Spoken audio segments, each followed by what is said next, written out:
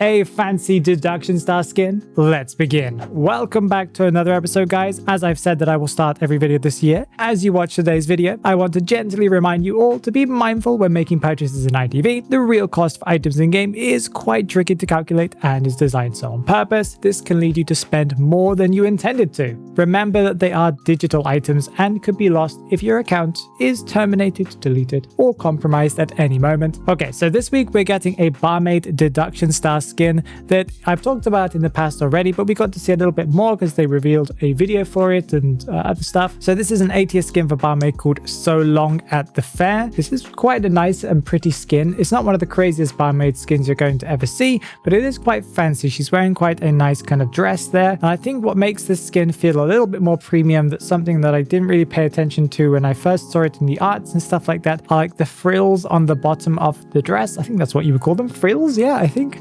And also I mentioned last week that I thought her hairstyle also kind of made the skin stand out a little bit more. It's just a very solid kind of Barmaid skin in my opinion. This skin will be available for echoes and for fragments, and it is a permanent skin because it is a Deduction Star skin, so it'll be permanently in the store. Now the prices and everything should be on the screen. Another thing that we're getting this week is we should be getting the continuation of COA 9, and I believe that this week we're getting the end of the registration phase. I'm not exactly sure how these phases work because it does seem like the Divine Procession phase, there's like the second phase, already started last week on January 8th, but it looks like it's still continuing on, but the registration phase kind of ends on January 15th. So I'm assuming that you were able to still register for your team up until this 15th date, but if you already kind of were in a team and already registered, you were then able to participate in the Divine Procession, meaning that teams will be able to compete until January 22nd. I'm assuming to then get into like the further kind of later forms where you'll then be able to maybe go to COA and stuff like that and participate in the big tournaments. Not too sure, but I believe that's the case. I don't think we're getting any extra COA content, any skins or any rewards like that, but you never know because NetEase drops things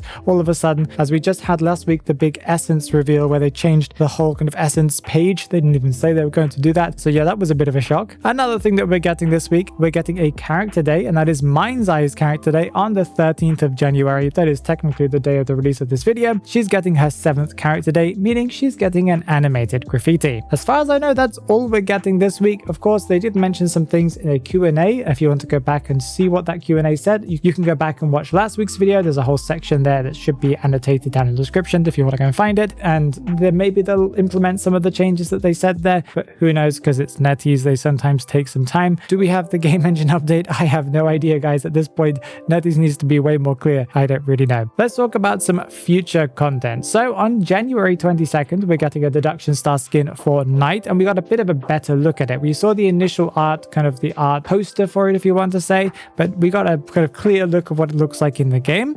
It's an A-tier night skin called Edward Beneath the Crown. This is a fancy kind of gold and brownie red skin where he basically looks like a prince. I'm assuming Prince Edward? I don't know. I don't know what this is from. It's an interesting looking skin, and I can imagine that he will wear the crown instead of the usual knight helmet that he usually wears for his default skin whenever he uses his abilities. Not too bad. It's not something I'm crazy about. I think there are better knight skins than this one, but it's nice. This skin will be available probably for echoes and for fragments, and I believe since it's a Deduction Star skin, it should also be permanent. We got a better look at the upcoming Forward Whimsy series skin that's coming on February 5th, so that's next month. This is an S-tier forward skin called Pack Leader, and as we can see, it seems like it will have the same trend and follow the same trend that the normal Whimsy series skins have, of having speech bubbles coming out of the skin whenever you're moving around, and it almost looks like part of the costume is made of cardboard, so it's like he's made the costume himself. He's like a superhero, but yeah, I really love this skin, and I really am considering getting this one because it is such a cool one. There are some theories as well that since his rugby ball doesn't seem to be present, that it might actually be his boxing glove that he's got on his side there, that he's kind of wearing on his arm, and it might give him a different running animation, because it would be weird if he's just holding his hand in the position of holding a rugby ball, but he hasn't got one. So maybe we'll get a different animation for it. That would be quite nice. This skin should be available for echoes and for fragments, and it is a limited time skin. Also on February 5th, we got